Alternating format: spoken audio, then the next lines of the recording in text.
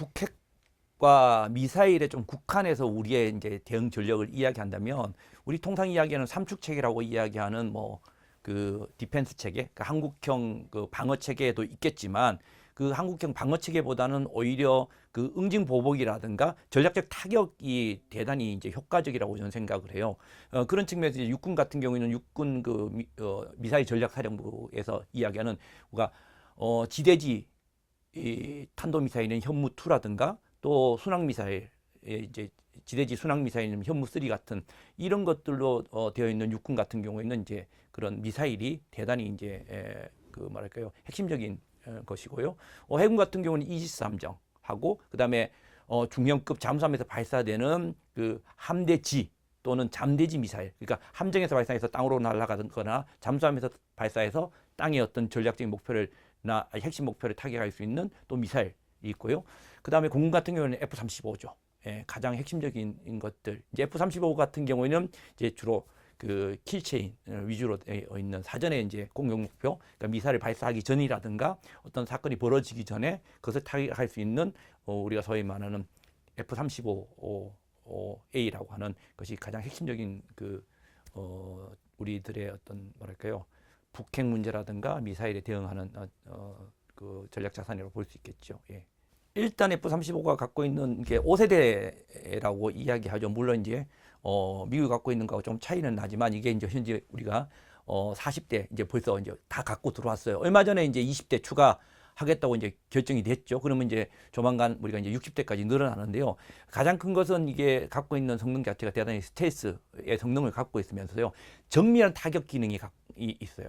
그러니까 공중에서 공중전 기능도 대단히 유효하지만 그것보다는 상당히 멀리 있는, 그러니까 떠서 뭐 우리가 말하는 군사 분계선까지 근처까지 가지 않고 대단히 먼 거리에서 북한의 상당히 멀리 있는 지역을 그 목표물을 타격할 수 있는 거죠. 뭐 핵시설이라든가 또 뭐 미사일 시설이나 이런 것들을 타격할 수 있는 그런 정밀한 능력을 갖고 있다는 측면에서 북한 입장에서는 대단히 뭐랄까요 본인들이 갖고 있는 핵이라든가 미사일 전력들을 사전에 이렇게 타격할 수 있는, 무력화시킬 수 있다는 측면에서 대단히 효과적인 무기라고 이제 볼 수 있습니다. 예. F-35 40대를 완료했고 이제 20대를 추가를 한 것, 그죠? 그 외에도 많은 것들이 지금 사실 미국 미국산 무기에 편중되었다라고 이야기했고요. 이런 편중에 대해서 그날 이제 방사청장도 대단히 본인 스스로도 대단히 우려를 표했고 거기에 대해서 문제를 해결하겠다고 이야기를 했습니다. 그런 측면에서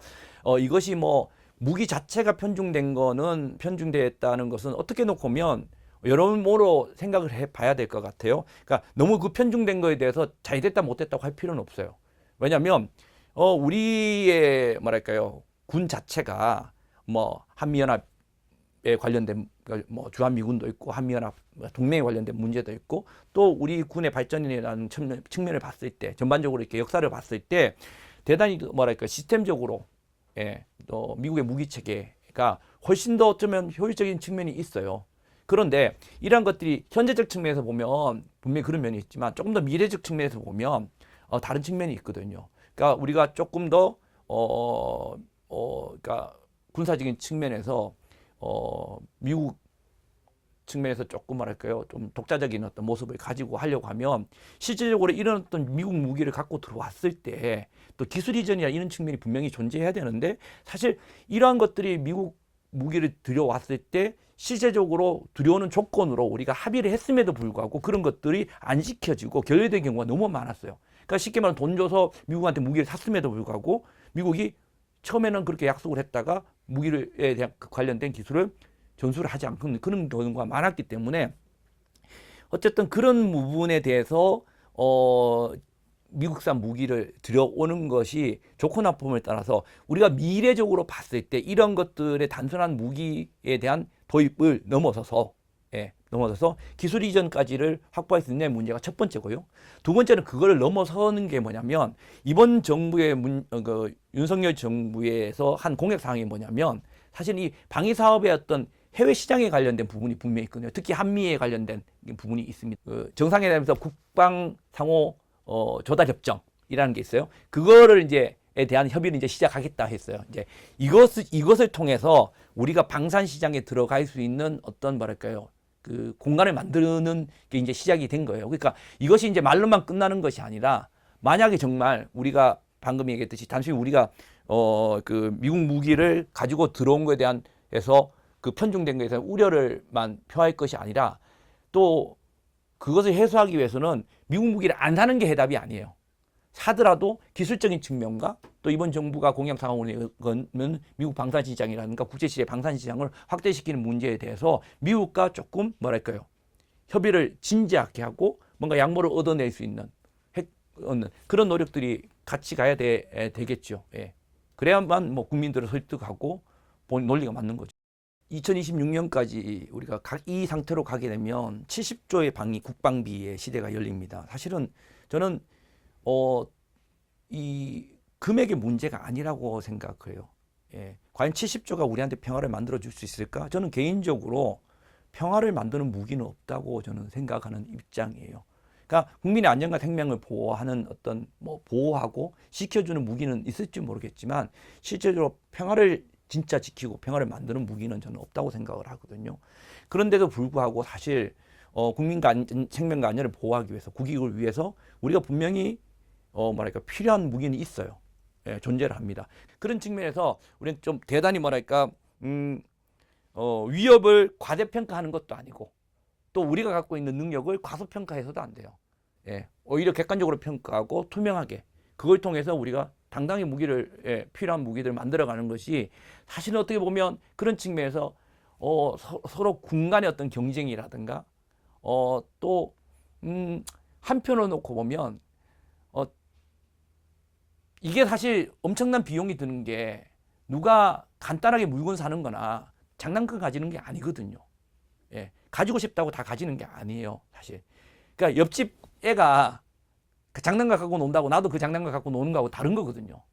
마치 그런 느낌이 들어서는 안 돼요, 사실요. 예. 사실 경항모도 마찬가지고 이런 것도 마찬가지거든요. 지금부터 만들어서 우리가 뭔가 무기를 만들면 이 무기는요, 대단히 10년, 20년, 30년이 걸려요. 우리가 F-21을 만들기 시작한 지부터 시작해서 2026년까지 지금 되면 이거는 거의 30년 사업을 한 거예요, 사실요, 우리가요. 앞으로 경항모도 마찬가지입니다. 만약 사업을 시작하게 되면 정말 20년이에요. 과연 20년 후에 경항모가 필요할까요? 예. 무인 항공기와 무인 함정이 뛰어다니는데, 그러니까 그 생각을 해야 되는 거죠. 지금 있는 시점에서 놓고 본다면 모르겠지만, 예. 현재 위협도 대단히 중요하지만 우리가 미래 위협과 미래 안보 환경도 생각을 하고 지금 누가 가지고 있다. 그러니까 우리도 가져야 된다. 이런 개념을 갖고 우리가 무기 개발을 해서는 저는 안 된다고 생각을 해요. 저는 우려스러운 게 그런 게 뭐 한미 간에 훈련을 하고 한미 동맹이 건강하고 미래지향적으로 돌아가는 그러니까 발전하는 데 대해서 반대하는 건 아니에요. 근데 이것이 자칫 뭐랄까요? 그 지금 이야기하는 뭐 신냉전이라고 이야기하는 어떤 구조 속에서 미중 구조 속에서 우리가 원치 않는 어떤 것으로 빨려 들어가게 되고 또 이것보다 더 심한 것이 지금 한 단계 더 나가는 게 뭐냐면 한미라는 개념을 통한 어떤 뭐랄까요? 반중연대 의 개념이 아니라 한미일이잖아요. 그러니까 한미일 군사협력까지 확장되어 있거든요. 또 이것이 그냥 더 확장된 게 아니라 이번에 대통령의 나토 방문을 통해서 사실 나토를 통해서 조금 더 확장이 돼 버렸어요. 대단히 군사적 측면으로 확장이 됐거든요. 그러니까 단순히 한미동맹의 발전과 한미동맹이 다양한 안보 위협, 미래 위협에 대한 여러 가지 역할을 할 수 있다는 개념을 넘어서 버리고 좀 더 구체적으로 한미일이라는 군사협력을 통해서 반중연대 또 나토까지 들어오는 거기에 포함돼서 소위 뭐 전 세계 범위 내에서의 한미 그 뭐랄까요 반중연대 속에 우리가 이제 거의 뛰어든 것 같이 기정사실화 되어 버렸죠. 그러니까 이런 측면에서 저는 가장 우려스러운 것 중에 하나가 중국의 반발도 대단히 중요하다고 생각을 해요. 예. 하지만 더 중요한 것은 한반도의 상황이에요. 예. 그러니까 우리가 이제 그나마 한반도에서 평화를 유지하고 뭔가 이렇게 평화를 이야기했던 것은 나름대로 남북 관계와 또 그래도 유엔이라는 게 존재했잖아요. 근데 유엔이라는 그나마 국제사회에서 국제법적인 뭔가가 먹혀 들어갈 수 있었던 가장 큰 게 뭐냐면 상미사국 5개국의 이 뭐랄까요? 예, 승인한 어떤 제재라든가 유엔이라는 건 상위 5개 이사국의 그거거든요. 근데 이제는 불가능하게 됐죠. 이제는 설령 북이 핵실험을 한다 그래서도 아마 중국과 러시아는 추가적인 제재나 이런 것들을 안 할 가능성이 많은 거죠.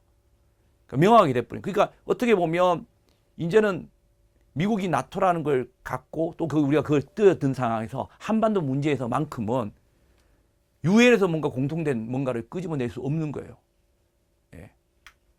제가 무슨 말씀을 드리냐면 단순히 중국의 반발이나 반중연대 문제가 아니라 저희가 이 한미연합훈련과 또 이걸 넘어서서 한미일 또 나토로 가는 순간 한반도는 지금보다 더 뭐랄까요? 지금까지 써온 분단의 역사보다 더 힘든 분단의 역사를 써야 된다는 거예요. 험난한 분단의 역사가 그러니까 쓰여진다면 그것에 대한 올고지 그 뭐랄까요? 평화가 없고 불안한 그런 것들에 대한 그 뭐랄까요?